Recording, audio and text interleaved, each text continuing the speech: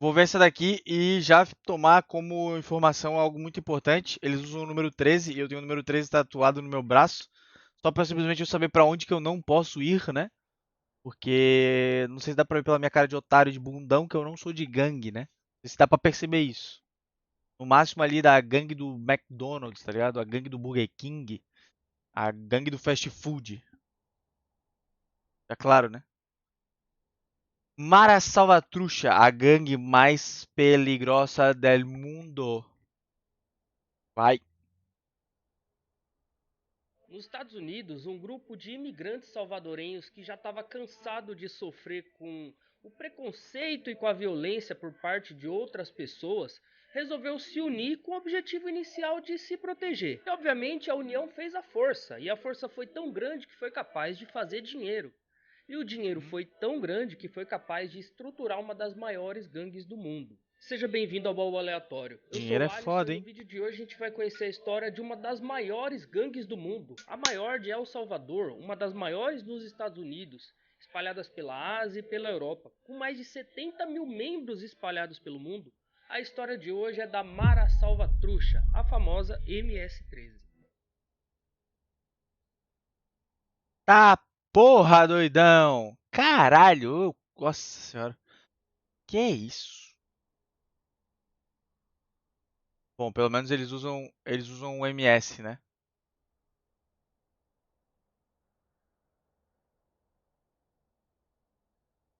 Durante a década de 80, El Salvador, um país localizado na América Central, vivia uma guerra civil entre o governo e o seu povo. E o exército fazia uma aliança ferrenha com o governo, tanto para reprimir os manifestantes quanto para recrutar novos soldados. Afinal de contas, eles precisavam de mais gente porque a guerra civil estava tomando o país. Porém, esse tipo de recrutamento tinha pouco sucesso, afinal de contas, grande parte dos jovens que eram chamados para o serviço Que militar isso, doidão.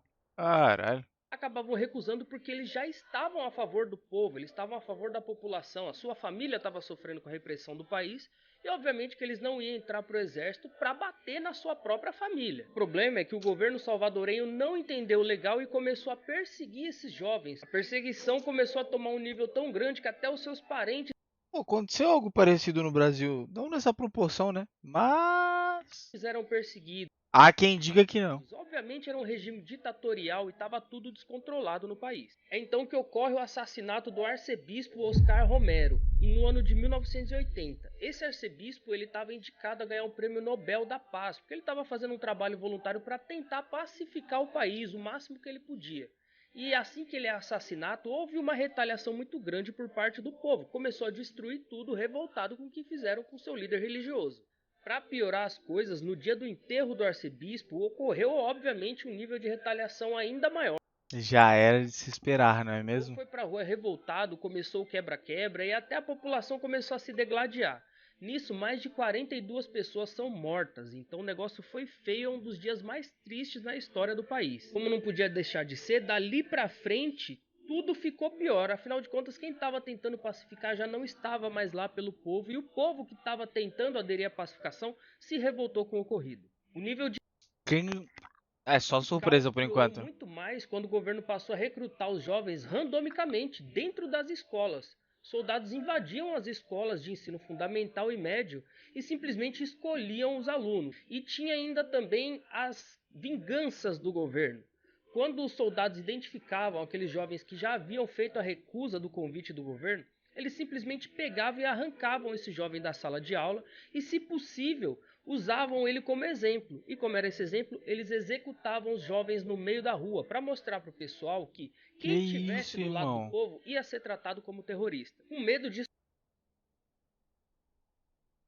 A história sempre se repete, não é sofrer esse mesmo? tipo de retaliação do governo, milhares de Caralho, cara, como é doido, né, mano? Como a história se repete salvadorenhos muito e começaram a muito e fugir muito. desesperados do país. Afinal de contas, a guerra civil estava muito grande, né? Povo contra o povo e o Estado contra o povo. Então estava tudo muito descontrolado. Eles tinham que fugir daquele terror o mais rápido possível. E foi assim que eles fizeram. Começou a sair muita gente de lá e praticamente 99% não sabia nem para onde estava indo. Eles só queriam fugir dali. E muitas dessas pessoas começaram a se alocar em países próximos. grande parte foi para os Estados Unidos e se alocou principalmente na região sul do país. E nessa região sul dos Estados Unidos, eles encontraram um lar na cidade de Los Angeles, que já tinha fama de ser um lugar que tinha bastante imigrantes. E eles foram, obviamente, para a Hood, para as periferias, né? Porém, Los Angeles já era uma cidade que, por ter muito imigrante ilegal, também tinha fama de ser dominada por gangues. E já tinham gangues bem antigas já quando os salvadorenhos começaram a chegar. Por exemplo, tinha as americanas, obviamente, as Crips e gangues Bloods. mexicanas, as gangues italianas, as africanas e até gangues asiáticas tinham lá. E um lugar com muitas gangues diferentes e de diferentes. Inclusive, eu lembrei de uma história que a gente tava. Eu tinha visto isso um pouco antes de ir pra lá. Tipo, era um youtuber, não lembro qual. Ele tava sendo. Tinha um carro que tava perseguindo ele porque ele tava com os tênis e uma camisa azul. Doideira, né, mano? Imagina, tu tá lá de bobeira visitando, nem sabe de nada e de repente toma um atraso. Diferentes nacionalidades, inclusive, se torna um lugar mais perigoso. E os salvadorenhos, que eram simples cidadãos, tentando Obviamente, fugir eu do fui pra lá terror, já ligadão, né? eram presas fáceis. Eles eram Nada de usar nem constantemente azul nem assaltados, vermelho, de preferência. agredidos, sofriam preconceito, porque eles eram muito diferentes dos mexicanos. Além do mais, grande parte eram os metaleiros. Então imagina assim, para os americanos era muito engraçado ver um latino de cabelo comprido, jaqueta de couro e essas coisas. Então eles sofriam bullying constantemente do pessoal de lá. Na busca por um bairro mais acolhedor, os salvadorenhos encontraram um bairro chamado Pico Union e para lá eles foram. Começou muita gente se mudar para lá e se alocar ali do jeito que dava. Muita gente dividia casa e tudo mais. Só que o Pico Union já tinha Pô, mano, tem alguma música no fundo desse vídeo que tá. Pô, tem uma cagadinha nessa parada. uma gangue localizada lá, que era Pô, de tênis azul e camisa vermelha. Tá maluco, ó, apanha dos dois daí, a pô. Bairro 18, ou a Street Gang 18. Essa era uma gangue já bem antiga e era conhecida por ser, além de violenta, bem forte na região de Los Angeles. Fora isso, eles tinham outros membros espalhados pelo país e alguns até no México, então já era uma gangue bem estruturada. Ah, agora Mas sim. eles receberam os salvadorenhos de coração aberto, por enquanto. A Bairro 18 era uma das mais poderosas de Los Angeles justamente porque eles agiam sempre com Muito muita melhor, irmão. violência, intimidando muitas vezes as suas vítimas ou até seus inimigos, porque o negócio era feio, eles usavam facão e tudo mais, era um negócio bem sanguinário, digamos assim. Rústico. E, obviamente, eles se estruturavam com vários negócios O que você tá ilegais, apontando aqui? desde tráfico de armas, O que você tá tráfico apontando? de drogas, até bebidas e cigarros e até eletrônicos também. E apesar de terem sido acolhidos pela Bairro 18, obviamente que eles não iam ser protegidos pela Bairro 18 se eles não fizessem parte. Ninguém ia ficar ali dando proteção para os caras à toa. E os salvadorenhos viram que eles não poderiam simplesmente aceitar ser esmagado por outras gangues e outras pessoas sem fazer nada. É então que eles resolvem se juntar com o objetivo inicial de se proteger. Afinal de contas, todo mundo queria ter uma vida normal em solo americano, não queria ficar sendo oprimido por qualquer pessoa ali que olhasse e falasse: ah, esse cara aqui não vai fazer nada. É então que La Mara Salvatrucha é criada. De início era um grupo de metaleiros delinquentes que já tinham um histórico fora da lei lá em El Salvador e quando viram que nos Estados Unidos não Foi assim que segundo Peleja, foi assim que a Mancha Verde também começou, com o intuito de defender a torcida do Palmeiras.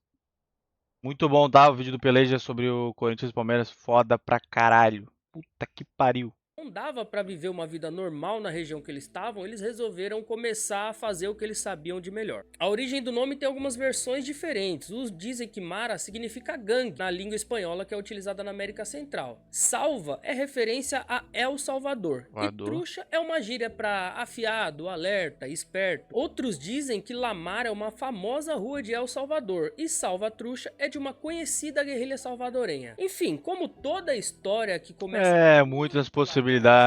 controvérsias. A MS-13 Perfeito. começa cometendo pequenos E o 13? Não explicou o 13. roubos, roubo de uma pessoa ali, uma loja, um eletrônico. Depois eles começaram também com tráfico de cigarros, pequenas quantidades de droga e tudo mais. Mas de início mesmo, o objetivo da gangue era se proteger. Eram todos por todos. Então o instinto familiar começou desde o início da gangue, eles eram realmente uma família, muitos moravam até juntos. É então que chega aos Estados Unidos um ex-militar de nome Ernesto Deras, que ele foi treinado na Academia Militar das Américas.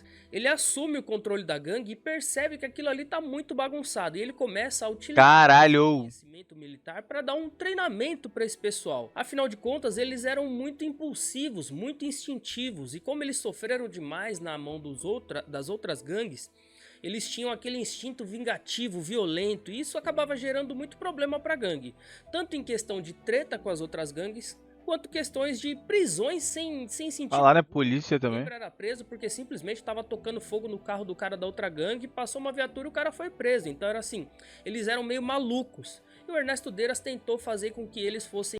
É tristão isso, né, mano? Eu acho muito tristão, viado. É um bagulho muito fora da minha realidade, mano. Foi muito triste, cara.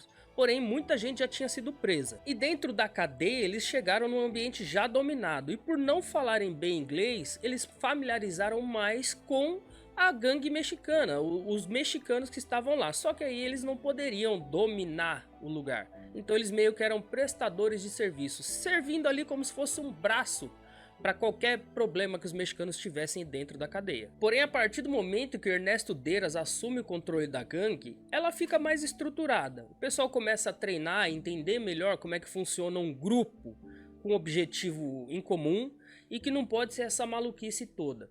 Então a gangue começa a se estruturar e até planejar novas ações criminosas, como um roubo. Às vezes, em vez de roubar uma pessoa que estava dando mole na rua, eles começaram a roubar lojas, fazer roubos maiores.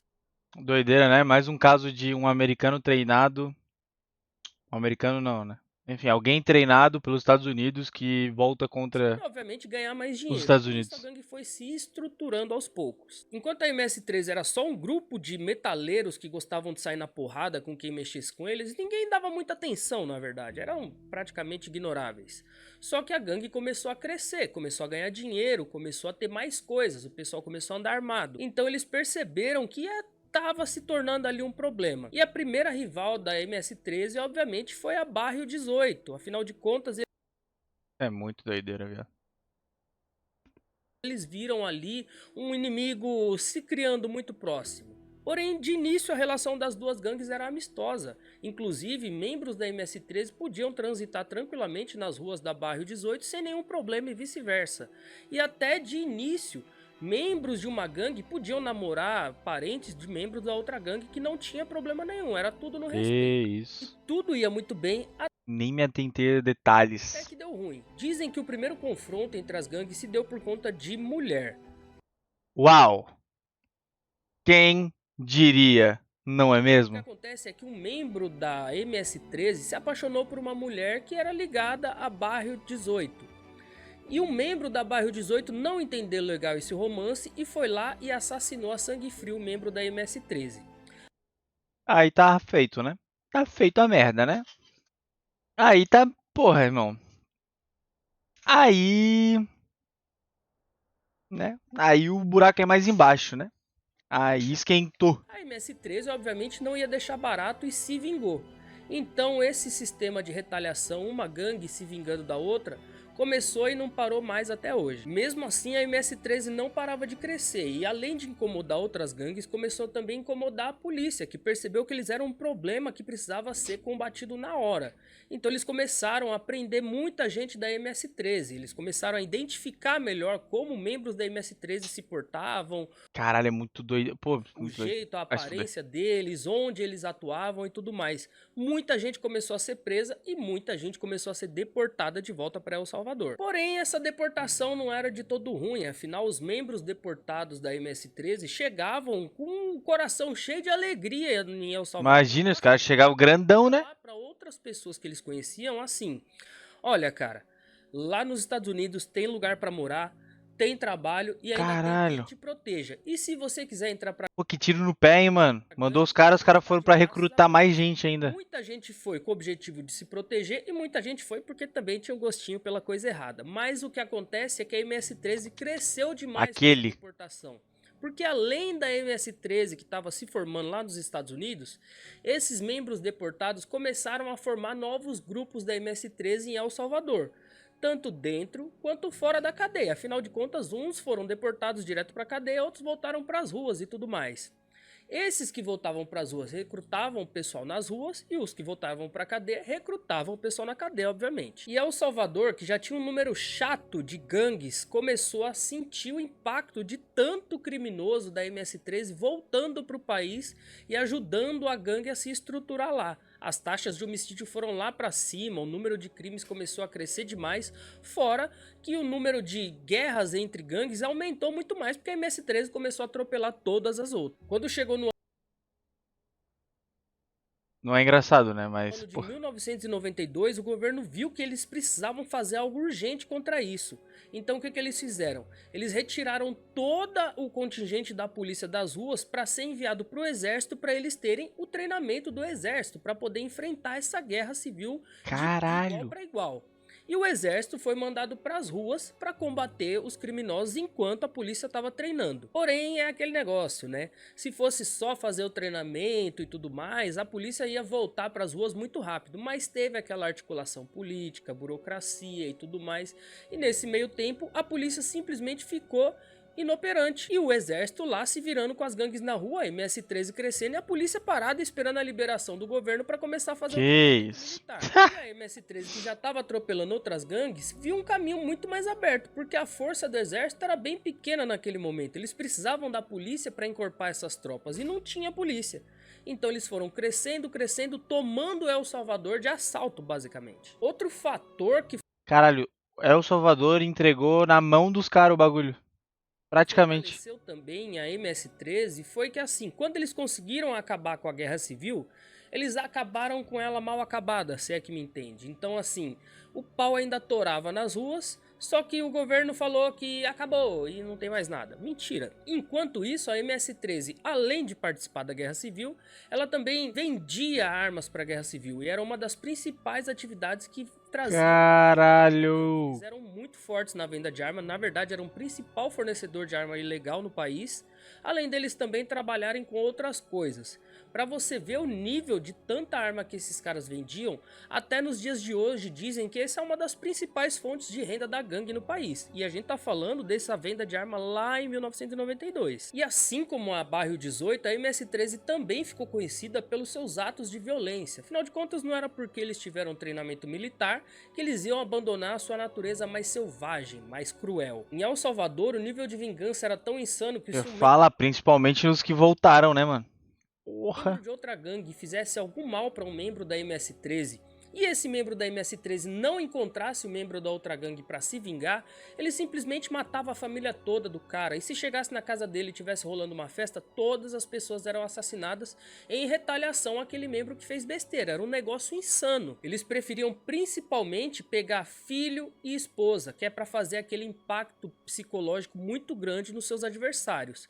E grande parte desses assassinatos eram feitos por menores de idade, que eram os mais violentos, que eram os que estavam com mais vontade de mostrar serviço para a gangue. Então eles eram utilizados como massa de manobra para fazer esse trabalho mais cruel mesmo. O reflexo de tanto menor de idade simplesmente aceitando ser um transgressor da lei causou um impacto no país. As escolas pararam de aceitar jovens de 15 anos para baixo e tudo mais que tentavam fazer matrícula sem um responsável legal. Eles simplesmente, quando vinha um aluno querendo fazer matrícula na escola e não tinha o pai, uma mãe ou um parente para ser um responsável, eles não aceitavam, com medo de ser um membro de gangue tentando se esconder e usar esse espaço da escola para recrutar. Mas isso não fazia muita Caralho. diferença, afinal de contas, a MS-13 recrutava os alunos de qualquer forma. Se o aluno... Inclusive eu vi que tem alguma gangue, enfim, sei lá eu o que tava recrutando pelo TikTok, mano. trabalhasse, ele era recrutado no ponto de ônibus, dentro do ônibus, chegando no trabalho. E se ele fosse estudante, era dentro da escola, fora da escola, no caminho da escola, não tinha problema nenhum para eles. Afinal de contas, eles não temiam ninguém. Crianças eram recrutadas para gangue sem nenhum pudor. E os jovens que acabavam sendo presos porque cometeram um crime, mas não eram de gangue ainda, eles eram praticamente obrigados a entrar para a MS-13 para que eles pudessem cumprir o seu período na cadeia de maneira mais tranquila, sem sofrer nenhum tipo de violência pela gangue. Então, ou você entra pra gangue, ou você é um alvo dela. E era assim que funcionava, eles conseguiam trazer muita gente. Tanto aqueles que tinham medo da gangue, ou tinham medo de outras gangues e usavam aquilo para se proteger, quanto aqueles que já gostavam mesmo da coisa errada. E o ritual para entrar para MS-13 é literalmente 13 segundos de espancamento insano. O cara era jogado numa roda com Tá aí o 13. monte de gente, ele era pisoteado, espancado, chutado e tudo mais por 13 segundos. Quem passa por esse tipo de teste, sobrevive e ele é parabenizado, abraçado e tudo mais. A partir daquele momento ele realmente faz parte da família. E de início só salvadorenhos podiam fazer parte da Mara, era uma regra, né? Todo mundo tem que sediar o Salvador, mas isso foi flexibilizado, afinal de contas a gangue cresceu demais, fizeram mais contatos e começaram a deixar outros latinos. Então tinha colombiano, tinha mexicano e tinha outras pessoas de Será que algum brasileiro foi? Caralho, não duvido, né? Tem brasileiro em todo lugar países também. também, principalmente latinos dentro da gangue. Uma curiosidade que eu falei que a MS-13 ela se uniu aos mexicanos dentro da cadeia justamente para proteção e para ter uma parceria bem forte lá, e era mais a proximidade pelo idioma. E essa parceria entre a MS-13 e os mexicanos rendeu. O cartel de Sinaloa começou a recrutar membros da MS-13 na sua guerra contra os Zetas. Então eles eram também um braço armado do cartel de Sinaloa contra os Zetas na guerra no México. Em relação à idade, varia bastante. Os membros da MS-13 têm geralmente entre 8 e 40 anos de Que isso, que mas gap, você hein? pode encontrar com certeza membros mais velhos. E se brincar, você também encontra mais novos, dependendo do grau de parentesco do membro. Eles são caracterizados por usar uma bandana azul, que é uma cor que está presente na bandeira de El Salvador. E é obviamente as suas tatuagens. Muitos membros acabam cobrindo o corpo inteiro de tatuagens e com as palavras que representam a gangue: MS, Mara, Salvatrucha, MS-13, ou então eles colocam simplesmente o chifre do diabo, que é um dos símbolos da gangue, né? Um dos gestos que a gangue costuma fazer. Porém, de 2007 para frente, depois de muita gente ser identificada nas ruas e ser presa sem estar fazendo 2007, tá? Estamos falando aí nada de um no tempinho já. momento, eles perceberam que as tatuagens faciais eram um problema. Então eles começaram a cobrir, alguns também evitaram tatuagem nos braços para poder usar uma camiseta e tudo mais e passar por um civil comum. Grande parte começou a acumular as tatuagens mais pelo corpo mesmo, nas pernas, onde eles podiam cobrir sem nenhuma dor de cabeça. Os sinais com as mãos também é uma maneira de se comunicar entre eles, alguns gestos, algumas palavras que só eles entendem. E o mais comum é o chifre do diabo, que de ponta cabeça fica como se fosse um M. Eles utilizavam esse símbolo para representar o M de Mara, mas dizem que é um símbolo que foi, digamos que, copiado. Alguns membros, como eles eram fã de heavy metal, Eu ia viram falar, né? Era tipo isso, eu não vou fazer, né? Mas era tipo isso e virou. o Sei lá. pessoal fazendo isso e começaram a trazer isso pra gangue e simplesmente pegou e virou um gesto comum dentre eles. Já o lema da MS-13 é mata, rouba, autocontrola, que significa mate, roube, viole, controle. Obviamente uma gangue tão grande, Caralho, que gente tão boa. forte no país, também vai ter as suas entranhas na política. Em 2016, inclusive, vazou um vídeo de alguns membros do alto escalão da MS-13 conversando com alguns políticos. Na verdade, os políticos estavam entrando em contato com a MS-13 em busca de apoio político. E eu vou traduzir aqui em miúdos como é que funciona esse apoio político que eles estavam pedindo. Era mais ou menos assim: obriguem na base da força as pessoas votarem na gente, que a gente vai lá e enche o bolso da gangue de dinheiro. E assim funcionou, e esses políticos todos foram eleitos porque a lei lá funciona mais ou menos igual aqui, né? As atividades criminais da gangue variam de acordo com a região que elas estão. Pô, muito doido. Por exemplo, em El Salvador, Tipo de vídeo que eu adoro ver e é foda porque não tem muito nem o que comentar, irmão. É só assistir e ficar assim, ó. mais Tá forte da ligado? gangue é a venda de armas, como eu falei, mas eles também traficam eletrônicos, fora que eles também fazem aquela parte de extorsão, que é simplesmente chegar em grandes empresas, grandes comércios e oferecer uma proteção em troca de um dinheiro.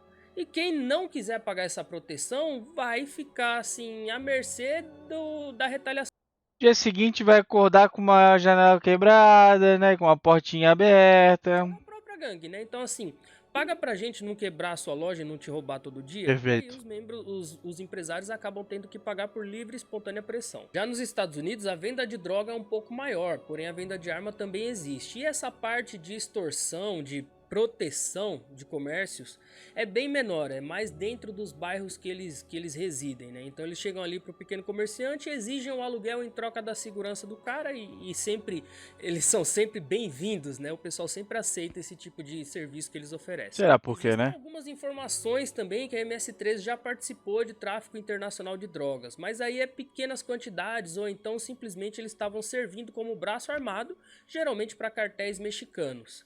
E as atividades próprias da MS-13 em relação a tráfico internacional é assim, não vou dizer que não é nada, mas comparado aos cartéis mexicanos é simplesmente um grão de areia no meio de um deserto. Voltando para El Salvador, é um país que sempre teve um sistema prisional muito fraco, então ele não estava preparado simplesmente para milhares de membros de gangues começarem a ser presos um atrás do outro, aquela loucura, porque a guerra civil cantava, o pau cantava, toda hora era gente presa e era todo mundo jogado dentro da cadeia. Só que eram várias gangues e eles eram jogados todos na mesma cela, todos no mesmo pavilhão. E isso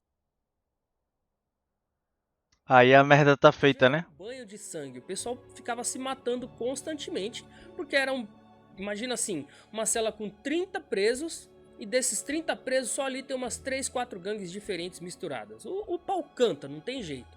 E aí o que aconteceu foi que o governo resolveu separar o pessoal por celas e por pavilhões de acordo com as suas gangues. Isso foi bom porque parou um pouco da violência dentro dos presídios. Porém, quando você deixa todos os membros de uma gangue separados em uma cela ou um pavilhão, eles têm paz para poder se planejar e planejar até atividades criminosas para o pessoal de fora. Porque, se você não sabe, se aqui no Brasil o pessoal tem acesso ao celular, em El Salvador os membros da MS-13 tinham até notebook dentro da cela. Então eles planejavam novos Que assaltos, isso? roubos a carro, novas vítimas de extorsão, faziam pesquisa de novos empresários para o pessoal chegar e fazer aquela visitinha bonita e tudo mais. Então, meio que o pessoal na cadeia virou a administração do pessoal das ruas. Com isso, a MS-13 é uma gangue que já está na sua segunda geração, né? Então já tem pais que tiveram filhos que entraram pra gangue e daqui a pouco eles vão ter filhos que também vão entrar pra gangue. É um número que só aumenta, como eu falei no começo do vídeo, são mais de 70 mil membros e a tendência é que esse número não pare de crescer tão cedo.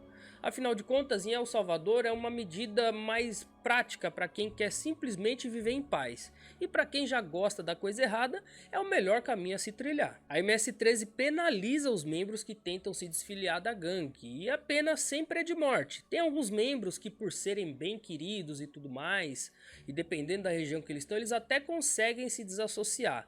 Mas eles podem sim sofrer uma retaliação de alguns membros que se sentiram traídos por eles e tudo mais. Então o pessoal nunca tem uma paz absoluta quando sai da gangue. Fora que eles também vão sempre carregar todas as atividades violentas, criminosas, cruéis que eles fizeram e as tatuagens que eles fizeram em nome da gangue. Em questão de liderança é meio complicado, porque é uma gangue muito grande, internacional, tem gente em todo lugar, então não tem aquele líder máximo que comanda tudo, como existem em alguns cartéis mexicanos. O que existem são líderes de pequenas facções chamadas cliques. Esses líderes de cliques, eles dominam esse pessoal e tudo mais, e eles conversam entre si. Então é como se fossem pequenas empresas de uma multinacional, digamos assim. Dentro dos cliques existem os líderes, os vice-líderes e todas as outras funções, como se fosse realmente uma organização.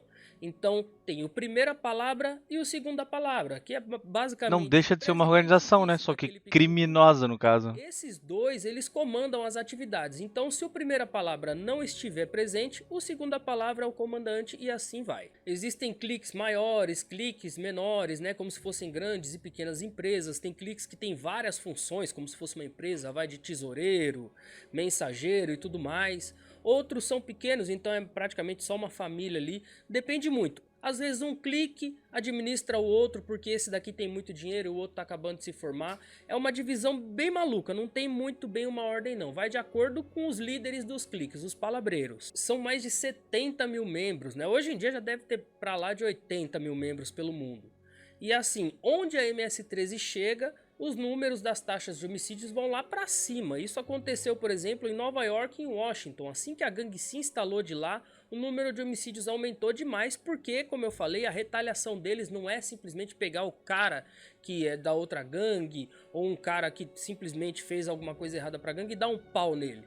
É realmente matar a pessoa. Então, onde eles chegam, os homicídios vão lá pro teto. Em El Salvador, chegou um momento que o cidadão achou que ia ver a luz no fim do túnel. Afinal de contas, a Bairro 18 e a MS-13 acertaram uma trégua. Essa trégua teve a ajuda do governo e também teve uma mãozinha da igreja, que tentou unir o pessoal em busca da sonhada paz no país.